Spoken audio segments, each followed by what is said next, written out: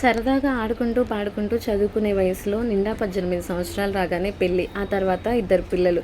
ఆ తర్వాత వాళ్ళ బాధ్యతలు, బంధాలు, కష్టాలు, నష్టాలు, ఆనందాలు అన్నీ చూసేసానండి.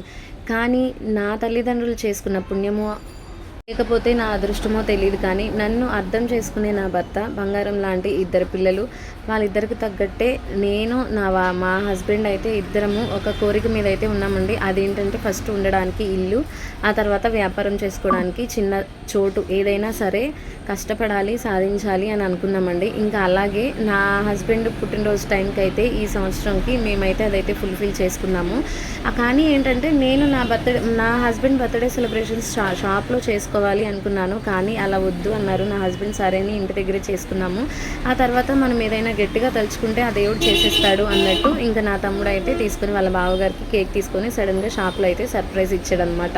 సరేలే ఏదైనా అనుకున్న కోరిక అయితే మా వారి చేత ఆయన అనుకున్న కోరిక ప్రకారం షాప్ వచ్చింది, కేక్ కట్ చేసేదని అనుకుని హ్యాపీ అయ్యాను. ఓకే ఫ్రెండ్స్, వ్లాగ్ నచ్చితే లైక్ చేసి సబ్స్క్రైబ్ చేసుకోండి.